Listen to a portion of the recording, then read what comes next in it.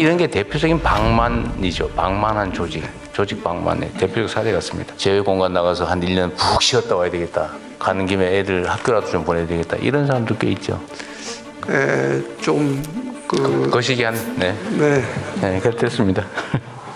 외교부는 업무 처리나 이런 것들이 특히 무리 없이 하는 게 전문인 기관이어서 그런지 제가 좀 책을 잡아 보랬더니 책 잡을 게 별로 없어서 아쉽습니다.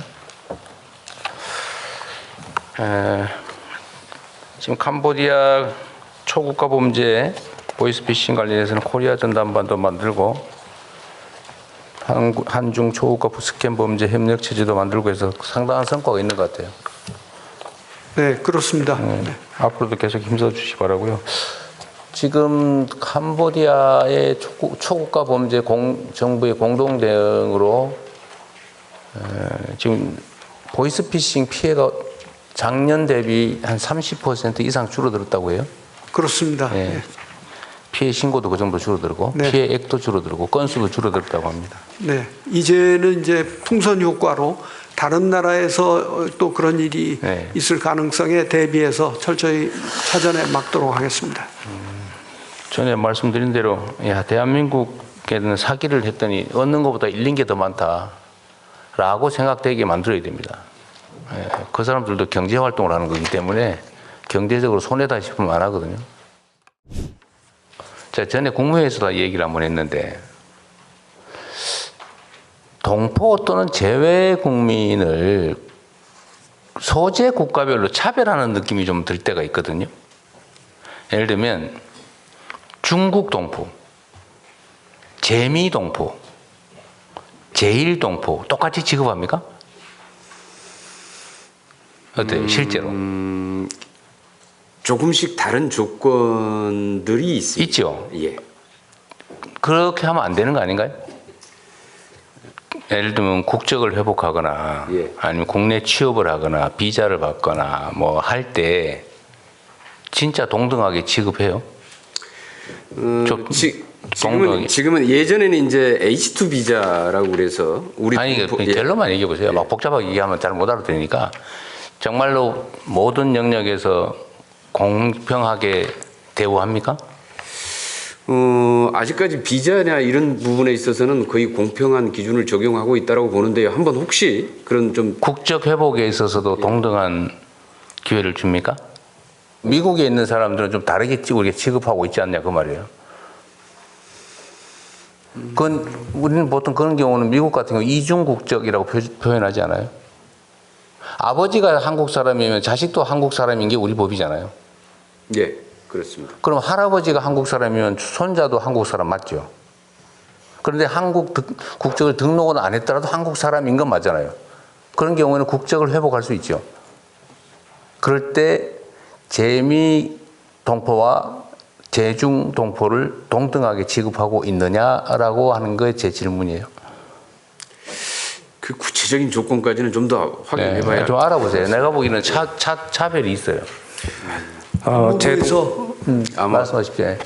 법무부. 예, 아무나 말씀하세요. 예, 재해동부청 정책국장 이기성 말씀드리겠습니다. 네. 지금 대통령님께서 질문하신 내용과 관련해서는 조선족, 고려인에 대해서는 약간 재미동포, 제일동포가 다른 우리가 비자 정책이라든지 국적 정책을 좀 취하고 있습니다.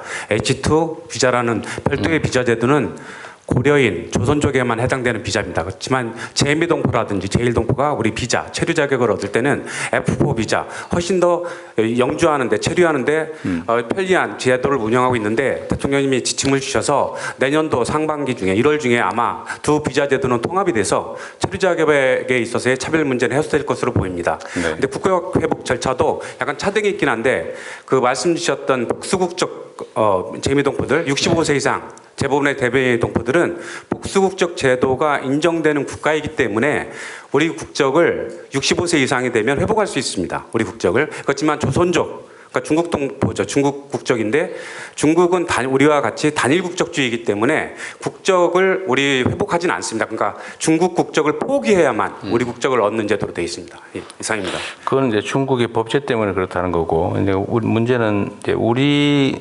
국내적으로 내부에서는 최소한 각 제외 동포들의 소재 국가에 따라 차별하지 않는 게 바람직하겠다. 이제 내년부터는 이제 가능한 부분부터 한다 그 말이죠. 네. 그럼 뭐 됐고요. 혹시라도 이렇게 비자뿐만이 아니고 체류 자격이나 국적 회복이나 뿐만이 아니라 다른 영역에서도 혹시 차별이 있지 않나 잘 챙겨봐 주시면 좋겠어요. 네, 차별 없는 포용적 동포 정책으로. 네. 말씀은 잘하시는데. 실제로도 그렇게 가도록 노력하겠습니다. 그러세요. 예. 좀 적극적으로 좀 찾아보세요. 억울하지 않게. 얼마나 서럽겠어요. 그죠? 내가 가난한 나라, 힘없는 나라에 사니까 나까지 무시당한다. 그런 생각이 들 수도 있잖아요. 재외동포 DB를 구축하시는 건 아주 훌륭한 생각이신 것 같습니다. 재외국민들의 참정권 보장 확대에 관해서 이 47페이지에 보면 써진 내용이 추가 투표소 설치, 뭐 순회 투표소 도입 이런 거는 투표 시간 연장 이런 걸 해서 투표권을 보장을 하겠다. 공직선거법 개정을 빨리빨리 하겠다라고 해놨는데 우편 전자투표 도입은 협의라고 써놨어요. 왜 두 가지를 구분했죠? 이게 지금 우편 전자투표 저기 미국이나 이런 데서는 대통령 선거에도 다 하는 거 아닙니까? 지금 OECD 38개국 중에서 28개 국가가 우편 투표를 네. 도입을 하고 있는데요. 지금 우리 같은 경우에는 이 부분을 도입하는 데 있어서 지금 그동안에 몇 차례 중앙선관위하고 국회하고 몇 차례 협의를 했는데 이제 우려를 제기하는 그 제외 국민들이 투표 못하게 하는 게 목표인 집단이 있어서 그러죠. 아마 우선 그 선관위에서 한번 그 우편 투표를 했을 경우에 회수율, 그러니까 각 국마다 우편 제도가 틀리기 때문에 그러니까 한 나라면은 거기에 맞춰서 설계가 되면 되는데요. 이게 세계 주요 각국에서 우편 투표가 진행될 경우에 우편 제도, 우편 인프라의 차이가 다 존재합니다. 그래서 어떤 데는 한 달 걸리는 데도 있고요. 어떤 데는 투표를 했더니 선거 개표 끝난 다음에 한 며칠 있다 올 수가 있다. 그렇게, 예. 바로 이제 그런 문제가 하나가 좀 지적이 돼 있는 상태고요. 그래서 그러면은 우편 제도가 제대로 구축돼 있는 나라만 할 것이냐. 그럴 경우에는 또 그런 기준들이 또 애매모호해집니다.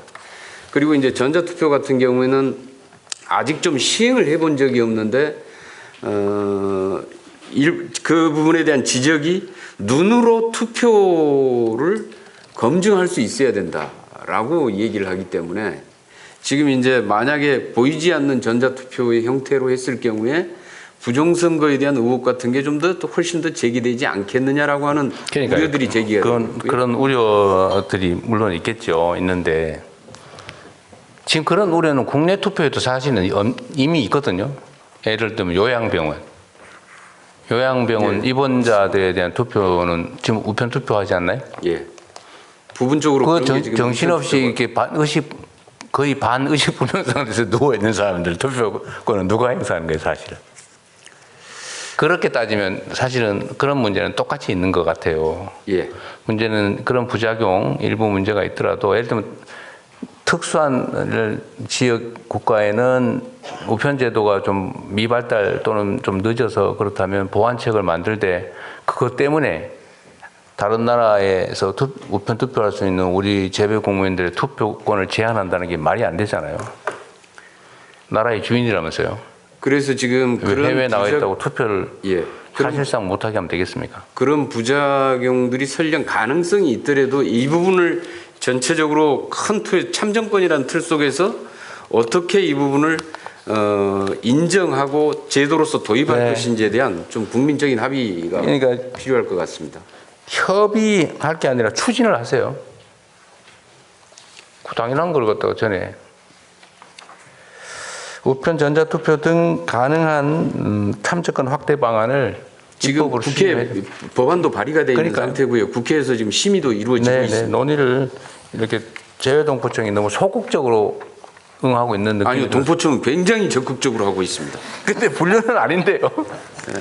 위에는 입법 추진 써놓고 밑에는 협의 이래서 나서 내가 하는 거예요. 왜 분류하지 마세요? 동포청은 이거는. 일단 동포의 요구들이 동포사의 요구가 워낙 강력하기 때문에 동포청은 굉장히 강력하게 추진을 하는데 강력하게 하세요. 그러면. 동포청이 힘이 별로 좀 없어서 자, 어쨌든 재외동포청은 새로 생긴 기관이기도 한데 재외국민 숫자가 240만 명이라면서요. 네, 247만. 그러니까요. 그게 그 엄청난 수에 대한민국 국내로 따지면은 한 개 큰 도 규모의 국민들이 해외에 있는데 이분들한테 투표하면 20만 명밖에 투표 안 하고 그러죠.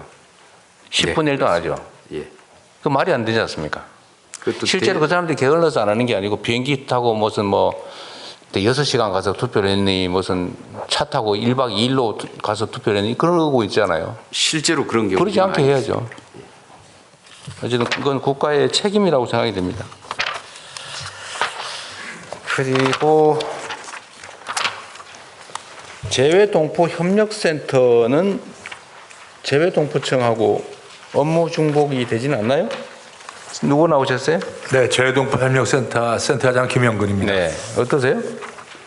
저희는 그 차세대 재외동포 정체성 함양이 애초에 재외동포 기본법에 시작될 때부터 저희들이 맡은 업무입니다.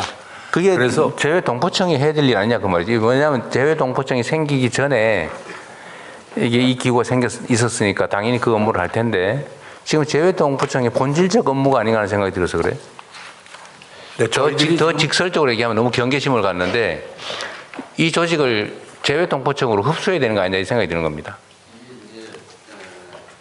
동포청을 설립하던 당시에 네. 일부가 동포청으로 흡수가 돼서 동포청을 설립을 했고요. 근데 이건 왜 빼놨을까요? 거기에 이제 뭐 동포청에 기본적으로 정원의 한계나 이런 게 다 한계가 있었기 때문에 설계할 때부터 그래서 이제 한계가 있었기 때문에 전체가 다 동포청으로 흡수되지는 못했고 이게 이제 남게 된 경우인데요. 근데 이게 이 조직을 별도로 운영하려고 그러면 이 사람들을 공무원으로 전환시켜가지고 재외동포청 내부 조직으로 만드는 거하고 비용을 따졌을 때 어떤 게 더 듭니까? 내가 보기에는 독립기관으로 유지하는 게 비용이 더 들 것 같은데? 그 비용은 비교해 보지 않았습니다만은 그렇게 할 수 있다면 그것도 방법일 텐데 그런 절차가 이게 이제 눈 가리고 앙호한 거죠. 이제 공무원 숫자 늘었다고 비난할까봐 네. 외부 조직으로 만들어가지고 있는 거잖아요. 국가에서는 똑같이 드는데. 한번 점검을 한번 해보십시오. 이런 게 포퓰리즘이거든요. 아니면 어떻게 보면 대국민 기만이죠.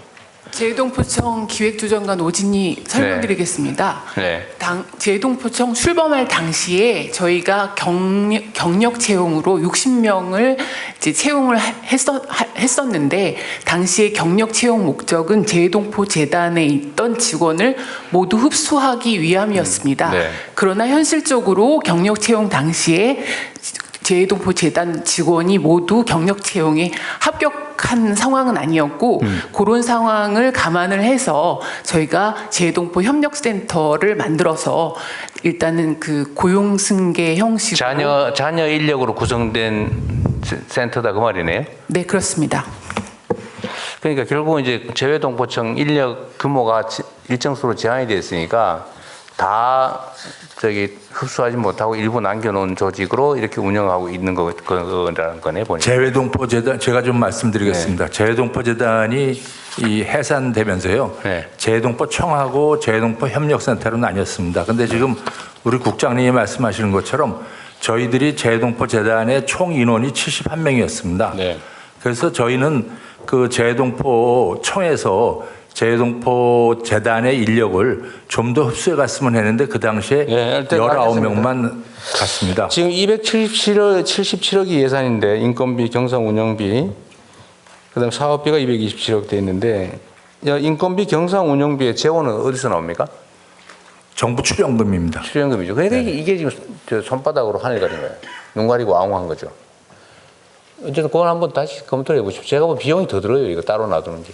네, 검토해보겠습니다. 우리나라가 제외 공간 숫자는 다른 나라에 비해서 압도적으로 많고 그런데 이 외교부 예산 인력은 다른 나라보다 한 절반밖에 안 된다고. 그러니까 이게 이 인적 물적 역량은 요만큼밖에 안 되는데 이걸 막 전 세계에다 쫙 퍼뜨려놔가지고 이게 제대로 관리나 되고 있는지 의심스럽고 어디 인구 몇십만 소규모 200~300만 되는 이런 데까지 다 갖다가 지금 외교 공간을 만들고 있던데 그게 과연 실효성이 있는지 잘 모르겠어요.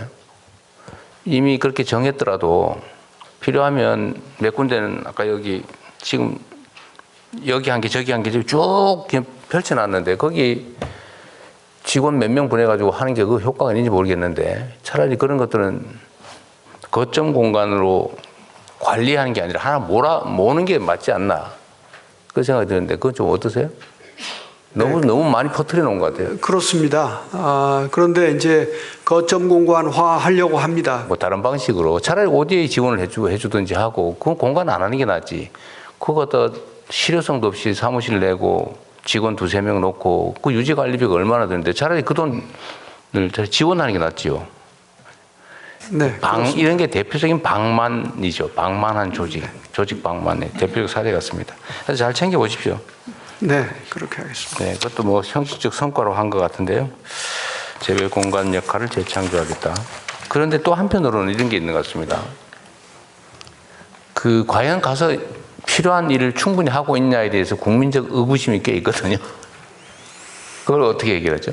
네, 제가 전에도 한번 말씀 따로 드린 적이 있는데 외교관들은 제외 공간에 나가가지고 거기가 자기의 정말 기량을 펼칠 수 있는 일터다고 생각하고 열심히 일을 해서 잘하면은 과장으로 본부 들어오고 그 다음에 조금 그 윗직급은 국장으로 들어오고 공관장은 잘하면은 1급으로 들어오고 그래서 정말 열심히 합니다. 물론 다 전원 그럴 수는 없습니다만은 외교부 직원들 중에 국내에 있는 직원하고 외국에 나가 있는 직원하고 비율은 어떻게 돼요? 저희가 뭐 아는 분 어떻고 뭐 담당 국장이 얘기하셔도 됩니다. 네, 조재홍 외교부 인사기획관입니다. 저희 외교부 직원은 전체적으로 2,500명 정도 되고요. 해외 공간에 있는 직원은 1,500명. 그리고 국내 우리 국립 외교원을 포함해서 국내에 근무하는 직원은 한 1,000명 정도 됩니다. 그러니까 제외 공간이 주된 근무처군요. 그렇습니다. 약간의 국민적 오해도 조금 풀어진 것 같아요. 네, 감사합니다. 네, 주로 문제는 그러면 정무적으로 임명되는 직원들이 문제군요.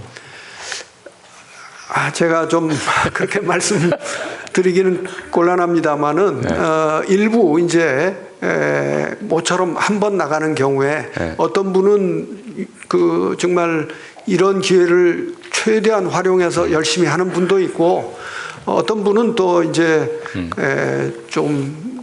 거시기한 그렇습니다.